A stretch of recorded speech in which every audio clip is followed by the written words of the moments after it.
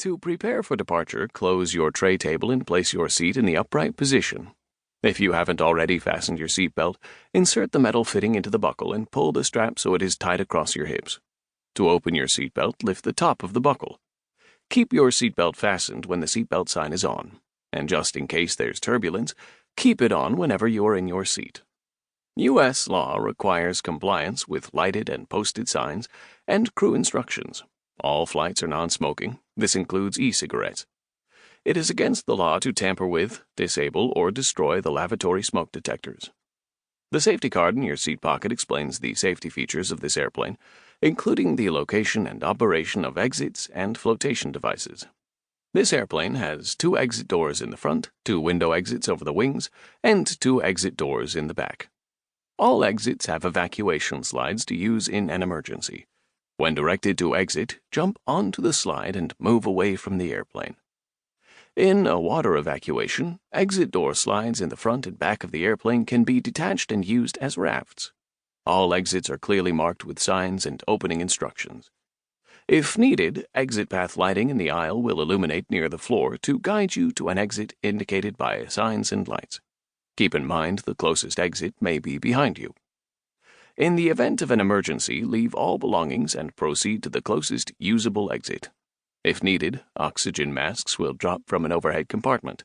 Remain seated with your seatbelt fastened and pull the mask down to start the flow of oxygen. Place the mask over your nose and mouth and put the elastic band over your head. Pull the straps to tighten and breathe normally. Put on your mask before helping others. Oxygen is flowing even if the bag does not inflate. Your life vest is in a compartment under or next to your seat. Pull the strap to remove the life vest pouch. If equipped with an elastic harness, remove the harness before opening the pouch.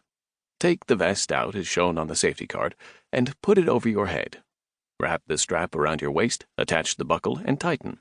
Inflate your vest as you leave the airplane by pulling down on the red tab or by blowing into the red tube. Never inflate the vest inside the airplane. All vests have a light that turns on automatically in the water. If necessary, an infant life vest will be distributed by a flight attendant.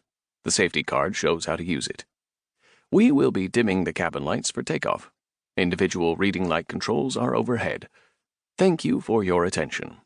Enjoy your flight. 1. Metaphysics. Metaphysics is the most scientific of the sciences, because it tries the hardest to explain every kind of fact by one simple principle, or simple set of principles. It is the most empirical of sciences, because, by the same token, a metaphysics is directly relevant to and confirmable, or falsifiable, by every item of every experience, whereas every other science is explicitly concerned with only a few select and abstract aspects of some experiences. D.C. Williams, 1944, page 431, 1966, page 227. 1.0. What is metaphysics? Although metaphysics has been on the scene since the dawn of philosophical inquiry, informative characterizations of what metaphysics is remain elusive. This is not because metaphysics is a vague or shapeless endeavor. The difficulty is perfectly general. You can see what I mean by attempting an informative characterization, a characterization that would reveal the nature of a subject matter to someone not already familiar with it, of the calculus, or analytical chemistry, or poetry.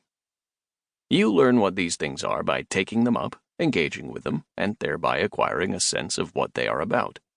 So it is with metaphysics.